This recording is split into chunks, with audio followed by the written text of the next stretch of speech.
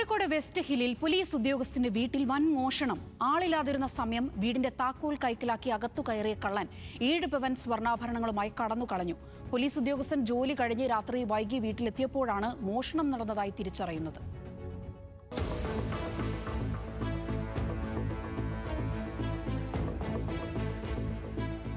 West hill സ്വദേശിയും police ഉദ്യോഗസ്ഥനുമായ Mithun രാജിന്റെ വീട്ടിലാണ് മോഷണം നടന്നത്.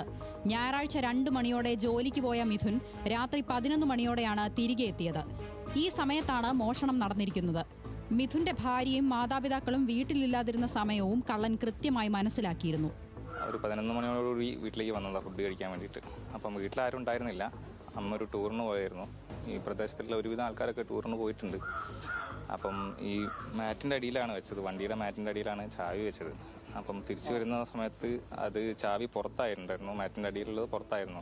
അപ്പം സംശയം തോന്നിയിട്ട് മുകളിലത്തെ നിലയിൽ എൻ്റെ റൂമിൽ പോയിട്ട് തുറന്നു നോക്കിയതാണ്. അപ്പം അതിൽ ഗോൾഡ് കാര്യങ്ങളൊക്കെ നഷ്ടപ്പെട്ടിട്ടുണ്ട്.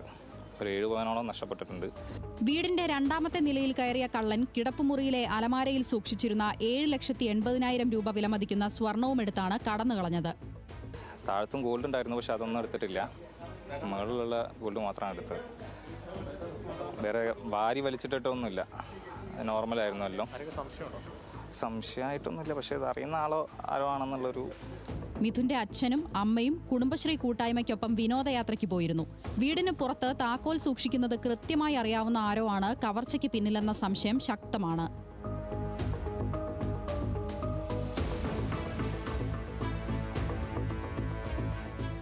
വീടിനകത്ത് സാധനങ്ങളൊന്നും വാരി വലിച്ചിട്ടിട്ടില്ല. സ്വർണമിരുന്ന ബോക്സ് മാത്രം കൊണ്ടുപോയി. നടക്കാവ് പോലീസിൽ പരാതി നൽകിയതിനു പിന്നാലെ വിരലടയാള വിദഗ്ധരടക്കം വീട്ടിലെത്തി പരിശോധന നടത്തി. വീടും വീടിന്റെ പരിസരവും വീട്ടിലുള്ളവരെക്കുറിച്ചും വ്യക്തമായ ധാരണയുള്ളവരാണ് കവർച്ചയ്ക്ക് പിന്നിലെന്ന പ്രാഥമിക നിഗമനത്തിൽ തന്നെയാണ് പോലീസും. ഉടൻ കള്ളനെ പിടികൂടാനുള്ള ശ്രമം നടക്കാവ് പോലീസ് ഊർജിതമാക്കി. ന്യൂസ് മലയാളം, കോഴിക്കോട്.